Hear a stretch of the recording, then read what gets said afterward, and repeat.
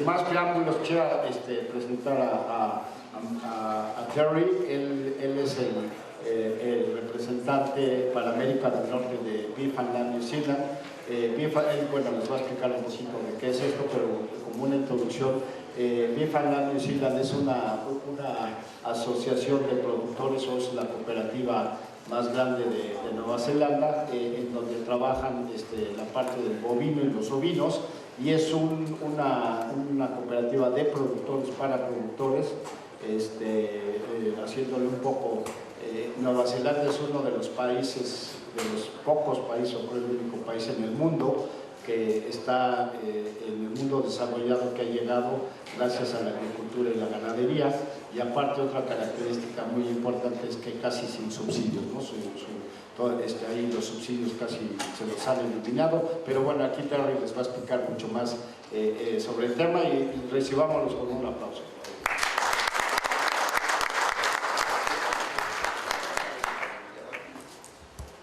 Bueno, primero, muchísimas gracias. Quiero agradecerle a Héctor para invitarme a este octavo seminario. Es un gran honor realmente estar en una ciudad tan linda como Cholula, con una historia y una cultura tan fuerte. Me impresiona mucho. ¿Quién soy yo? Mi nombre es Terry Meikle. Yo soy el gerente regional Norteamérica para Beef and Lamb New Zealand. Me defiendo en español, pero va a leer unas cosas de mis notas, porque obviamente no es mi primer idioma. Yo estoy casado con una colombiana y tenemos 3 niños, y he vivido en Bogotá, en Colombia, 3 años, así que entiendo un poco de los latinos, pero más de las latinas.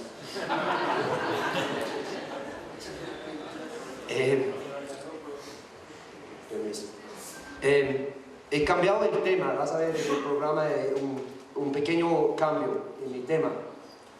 Eso es porque he tenido la oportunidad de tener unas pláticas aquí en los últimos 2 días, incluyendo ayer con un grupo de chefs en Puebla.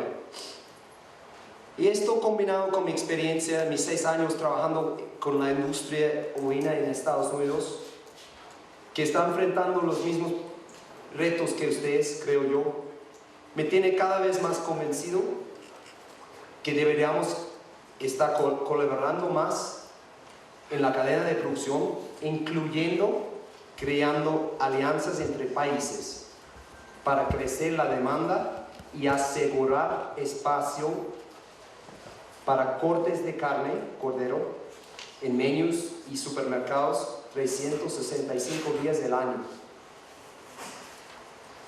Y ese es el punto donde quiero empezar. En octubre del año pasado firmamos un acuerdo entre las industrias de carne ovina de Australia, Nueva Zelanda, con el UNO de México, con varios objetivos comunes, incluyendo la construcción de la demanda global de carne ovina, la salud y bienestar animal, la seguridad alimentaria, la sostenibilidad ambiental y la rentabilidad del sector. Estuvimos de acuerdo que al trabajar juntos, las 3 partes se beneficiaran. Hoy yo voy a compartir con ustedes información sobre el comercio de carne ovina de Nueva Zelanda y también Australia, un poquito. Bueno, primero, ¿quiénes somos nosotros? Beef and Lamb New Zealand es de ganaderos para ganaderos. Es decir, que no tenemos ninguna ayuda del gobierno. Ese es punto clave. Y todo lo que hacemos tiene que tener un beneficio directo para nuestros ganaderos. Cada 6 años hay un referendo en donde los ganaderos deciden si Beef and Lamb New Zealand sigue existiendo o no. Este año, en agosto, probablemente agosto o septiembre, hay un referendo. Entonces voy a llamar a algunos de ustedes, y si perdimos el referendo voy a estar buscando trabajo. Cada ganadero paga 60 centavos por cada oveja del punto de procesamiento y $4.40 en el punto de procesamiento. Es decir, que solo paga una vez, pero 60 centavos cada oveja, $4.40 dólares neozelandeses cada vaca. Este dinero es el presupuesto de Beef and Lamb New Zealand. Este año tenemos aproximadamente, en dólares neozelandeses, $28 millones. Es importante decir que casi todas las granjas neozelandeses combinan bovinos y ovinos. Esa es una gran diferencia que yo veo como en este mercado que en el Estados Unidos. Eso es importante, ese es punto clave, ¿eh? Porque la política de nosotros es igual. No va por el cordero antes del res de vaca, es todo el mismo presupuesto. Es importante. Bueno, qué pena no poder traducir este slide, es very busy, es muy busy este slide. La visión es sencilla: tener una industria con confianza y rentabilidad.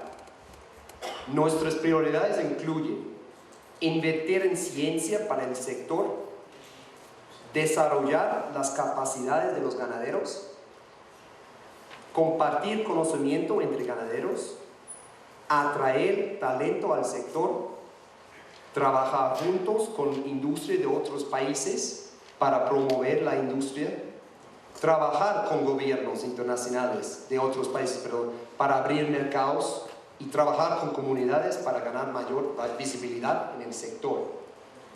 En parte, trabajando con gobiernos es lo que yo hago más que cualquier cosa. Bueno, las características de la industria ovina en Nueva Zelanda son muy únicas. Como somos un país de solo 4.4 millones de habitantes, exportamos la gran mayoría de la producción. Más del 90% de todo el cordero y 95% de borregos son exportados.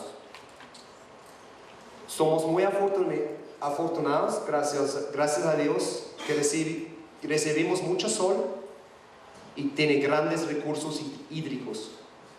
Los suelos también tienen una gran riqueza. 98% del total de fincas ganaderas tienen sistemas pastorales.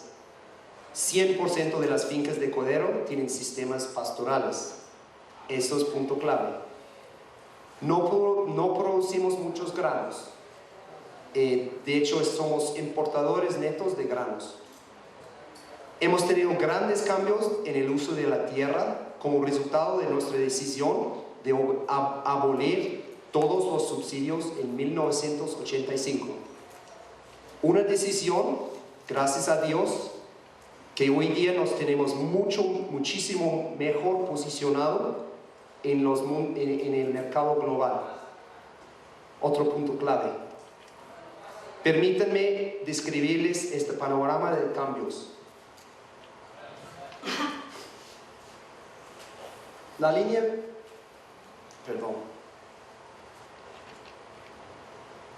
ustedes pueden ver esto. La línea verde representa tierras dedicadas a la cría de corderos, ovejas, vacas de carne, venados y cabras. La línea abajo, la negra, representa tierra para vacas lecheras. Casi toda la nueva tierra dedicada a la producción láctea proviene de tierras planas que antes eran productores del sector ovino.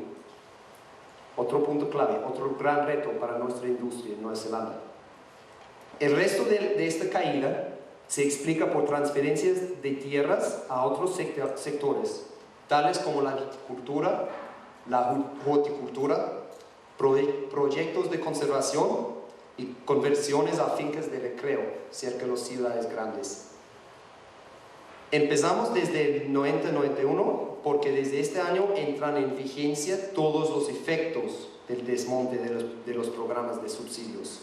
Es decir, que tuvo una época de como 5 o 6 años en que los subsidios se terminaron de tener un efecto en nuestro sistema. La realidad para nosotros es que cada vez más la industria ovina está más cerca de las colinas, los cerros, por lo que está pasando mundialmente con el lácteos. Y si quieren en las preguntas podemos charlar más sobre este aspecto. Como resultado del desmonte de subsidios y el consecuente cambio de panorama en los últimos 20 años, se han registrado aumentos significativos en la productividad en la producción ganadera en Nueva Zelanda. La producción total de cordero ha caído en solo 7% entre 1990 y 2013, con una disminución total de 46% de ovejas en Nueva Zelanda. Ese tiene dos historias. Una historia muy importante de productividad. El crecimiento en las cifras de cordero y ovejas de cría es el resultado de una mejor nutrición y mejorías genéticas. Pero también obviamente es una historia de lo que pasó con sus subsidios en nuestro país. Yo puedo compartir estos slides con ustedes. Lo que está pasando abajo es muy interesante. Yo voy a hablar un rato con eso. Los sólidos lácteos por vaca. Obviamente la historia de cordero es muy interesante y muy buena, ¿no? Pero lo que está pasando con lácteos también es muy interesante. ¿Por qué? Porque el número de las vacas han subido 175%, pero al mismo tiempo la productividad también ha aumentado. Es decir, que hay más vacas, pero también mucho más productividad. Y es puro globalización y el efecto del mercado de China. Ahora, no quiero que ustedes van y decir a tus amigos, mira, Nueva Zelanda es un gran exportador de lácteos y vamos a caer en el mercado mexicano por el lácteos. No, eso no va a pasar. Eso no va a pasar porque producimos 3% de la leche del mundo. ¿Ok? Es decir, estoy mostrando esto porque el efecto es para nosotros, en nuestro país. Esto es donde está problemático, no es para ustedes, para nosotros, en el cordero.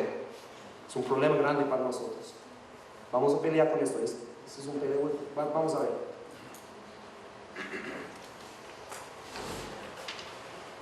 Con respecto a exportaciones mundiales, es importante decir una cosa. Solamente 6% de la carne de ovejas está comercializada internacionalmente. De ese 6%, como han escuchado, Australia y Nueva Zelanda. De hecho, Australia ahora está exportando más que nosotros, desafortunadamente, pero así es. En 2014, cordero representó 57% de las exportaciones de carne bovina de Australia en volumen, y el borrego 43% del total de sus exportaciones. Para nosotros, cordero representó 77% y borrego 23%. Hablando de mercados, somos un país, desafortunadamente no tenemos un vecino en el norte de 300 y con millones. Somos un país ahí en la mitad de nada, en el Pacífico, y hay que buscar mercados, ¿no? Y los mercados son muy lejos. Tenemos que ir en barcos, a veces en aviones. Pero lo que ves es interesante, particularmente con respecto de China, pero también te voy a mostrar México. Obviamente, porque estoy en México. La historia de China, de Gran Bretaña, siempre ha sido nuestro gran mercado, ¿no? En 1973 ellos entró a la Unión Europea, y desde ese punto tuvimos que trabajar mucho con ese mercado porque ganamos una cuota en la ronda de Uruguay de carne de cordero, que fue muy importante para nosotros. Entonces hemos tenido ese mercado sostenible, pero está bajando. Entonces lo que está pasando es que otros mercados están abriendo. La historia de China es súper interesante, y voy a hablar más en los próximos slides de lo que está pasando allá. Australia muy parecido, aunque Estados Unidos sigue muy importante para ellos.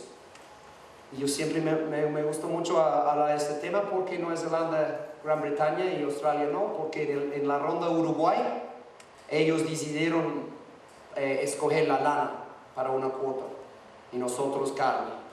Por eso sigamos nosotros con la Unión Europea, Alemania, Irlanda, Francia, de todos los países en la Unión Europea.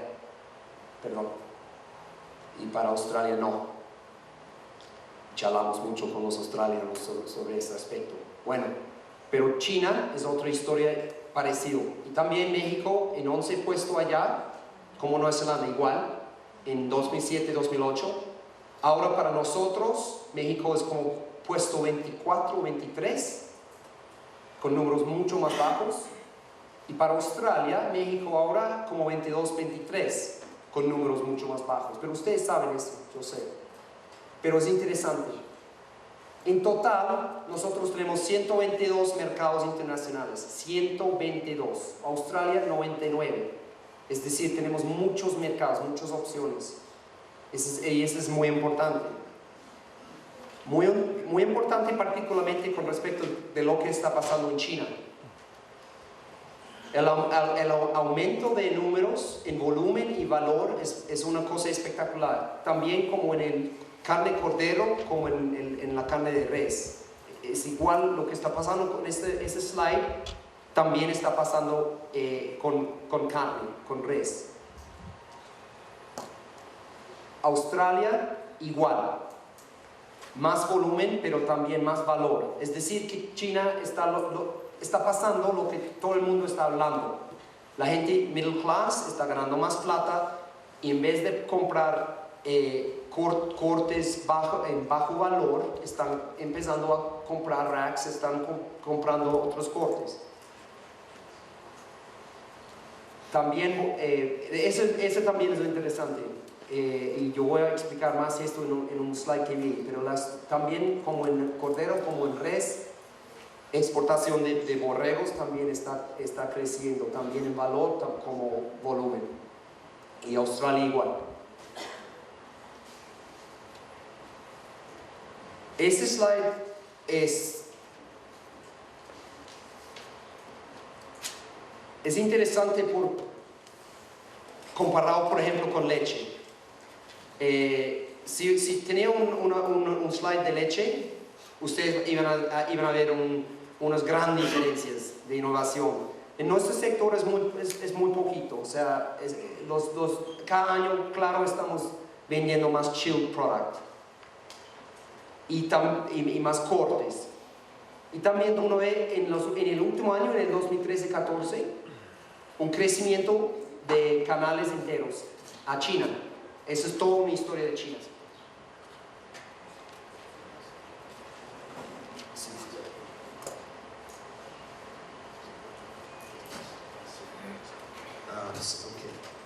Es que este no está. Bueno, es este punto acá. Este es lo que vieron en el slide en los slides anteriores. Este crecimiento de canal entero es todo historia china. Ves que hace 10 años empezó a bajar, disminuir casi nada. Y ahora en China ya están mandando un poco de canal entero. Y acá, obviamente, chilled product está subiendo un poco. Y los cortes también.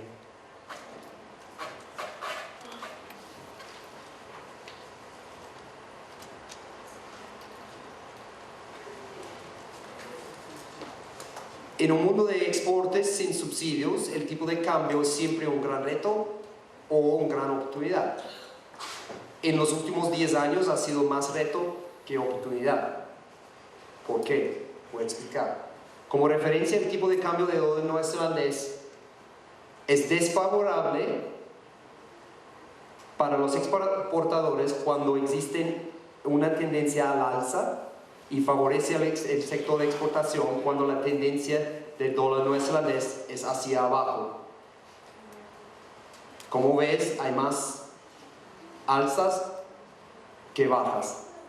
Lo que este gráfico muestra es la volatilidad del tipo de cambio que amplifica las señales de precios de las exportaciones en términos de dólares neozelandeses. Oscilaciones del tipo de cambio a corto plazo pueden ser moderadas por los instrumentos forward de cobertura de tipo de cambio, pero no a largo plazo. Los movimientos de tipo de cambio pueden tener un efecto de apalancamiento significativo sobre los precios al productor. Un aumento del 10% en el dólar neozelandés contra el dólar estadounidense, y de los tipos de cambio cruzados asociados contra la libra y el euro, reduce el precio medio del cordero recibido por agricultores, por los ganaderos, en el 13%. Alternativamente, cuando se sube el dólar neozelandés 10%, aumenta el precio del cordero de 16%. En realidad es decir que los buenos ganaderos en Nueva Zelanda, si no están en la finca, están haciendo finanzas en el computador, ¿no? Están como pensando todo el tiempo en el exchange rate, en el tipo de cambio, y forward hedging,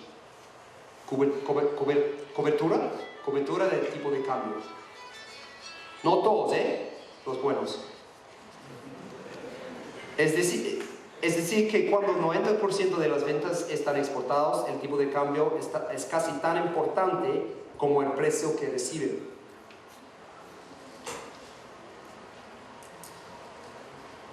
Este slide demuestra los precios que han recibido en los últimos 4 años y ves una bajada ahí en el 2012. Y ahora estamos aquí y estamos como, este va a ser más o menos el precio, sin un efecto que les voy a explicar ahorita. Estuvimos haciendo